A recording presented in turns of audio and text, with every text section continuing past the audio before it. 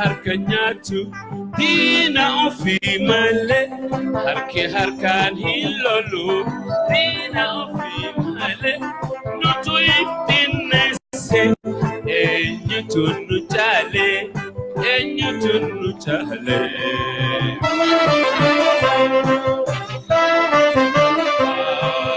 harkan hilolu dina ofi male harkan hilolu dina ofi male nutu ibinese enyutunu chale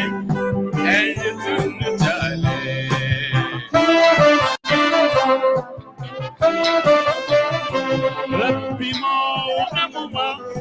kan sera jallise kamuna muma kan sera jallise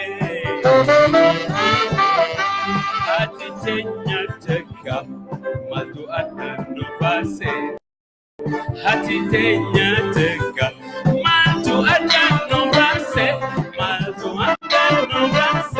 Wadanu base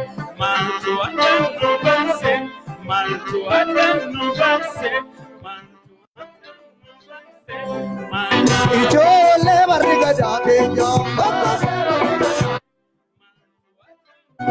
Okosi Susuya Odi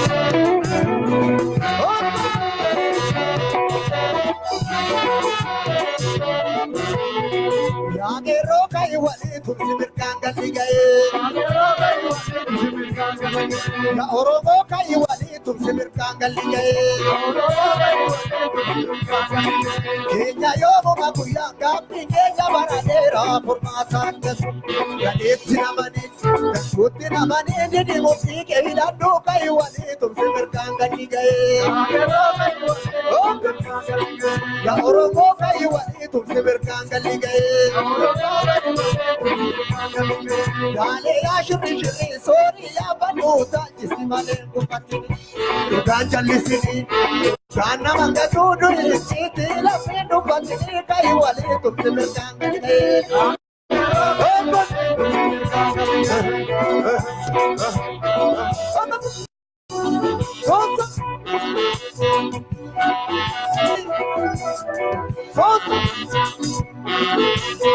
Biya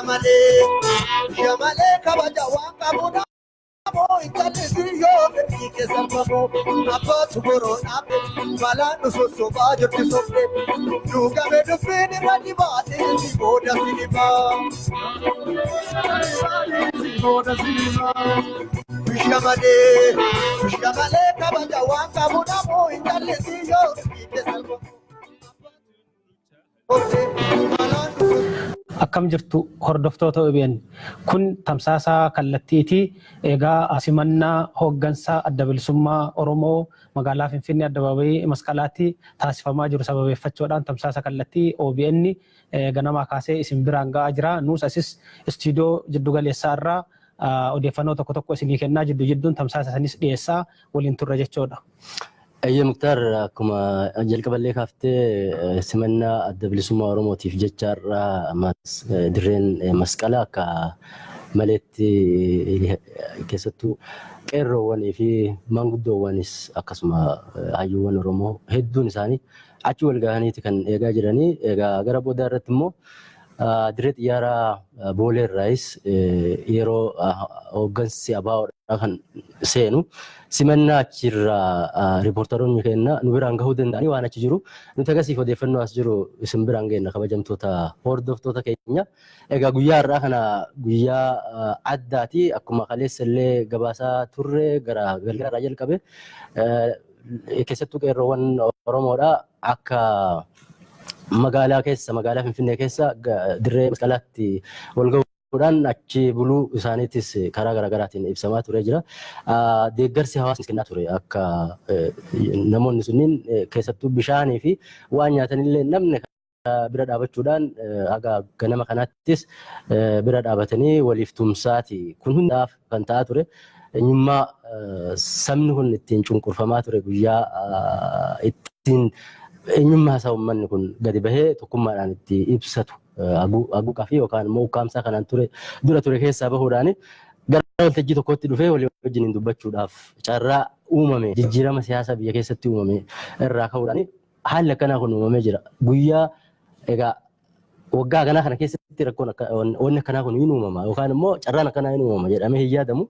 Garuu uumamee arginee jirra. Sirri yeroo ammaa kana biyya kana keessatti jijjiirama siyaasaa guddatu deemaa jira.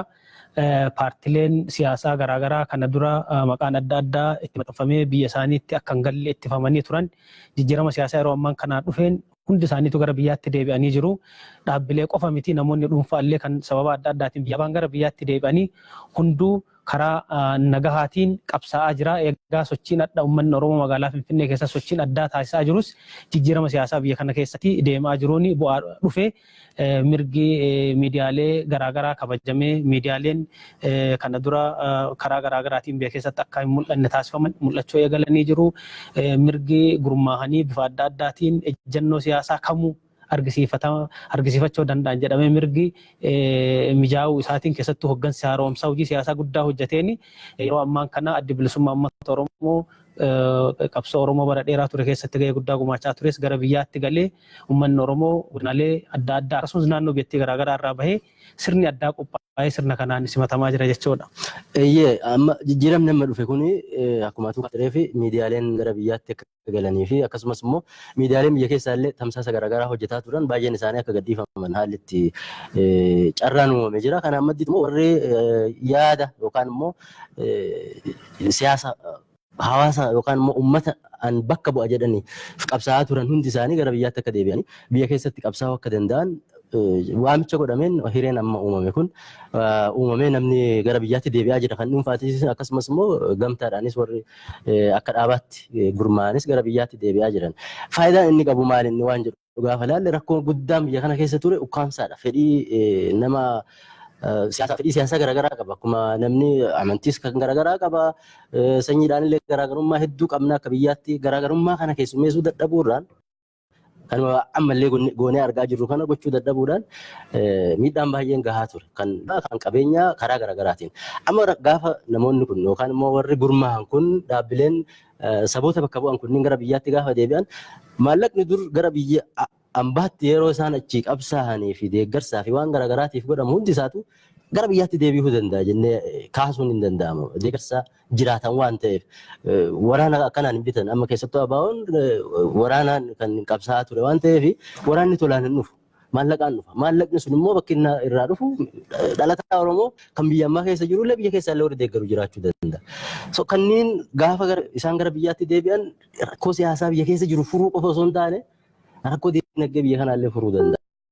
waan ta'eef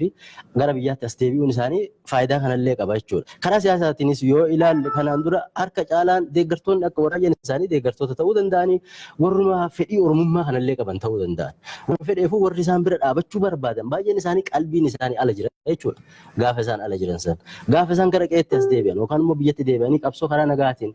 itti fufuu eegalan rakkoon kanaan dura gara alaatti kan nama qajeelchisu biyya keessatti gabbaa'ee isarraa eegamu hojjetaa abbaatiin fedhe deeggaraa biyya keessatti qabsoon karaa nagaatiin itti fufuudhaan nageenyaan tasgabbii biyyaatis eegsisaa akkasumas immoo dinagdee keessatti gahee qabaachuu danda'a jennee. Kuni tokkummaa biyyaas kan cimsuudha karaa gara biraatti wanti ilaaluun danda'amu namni kana dura waan garaa isa nyaate waan isa quuqee dubbachuu dadhabuuni. Uummattoota jidduutti garaagarummaan akka jiratu namni akka diinii kanne taasisa. Kun mijaa'uun isaa namni hundi isaa gara biyyaa deebi'ee qalbii isaa gaaffileen siyaasaa isaa baay'een isaa deebi'anii jiru kaafanis dhaataan deebi'aa deemu. Kun ammoo namni akkuma amma kaleessa arginu qeerroo magaalaa Finfinneetti sirna simannaa kana qindeessaa turani waa'ee tokkummaa biyyaa waan jarri sirbaa weellisaa magaalaa keessa deemaa turani argaa turree jirra jaalala sabaaf sablammiif qaban kan dura uummanni Oromoo sochii garaagaraa taasisaa ture keessatti sababa sablafitti qabee usuu hin miine fincila yeroo ammaa keessattis waan ta'aa ture arginee jirra. Sabni tokko naannoo Oromiyaa keessaa hin buqqaane nama tuqee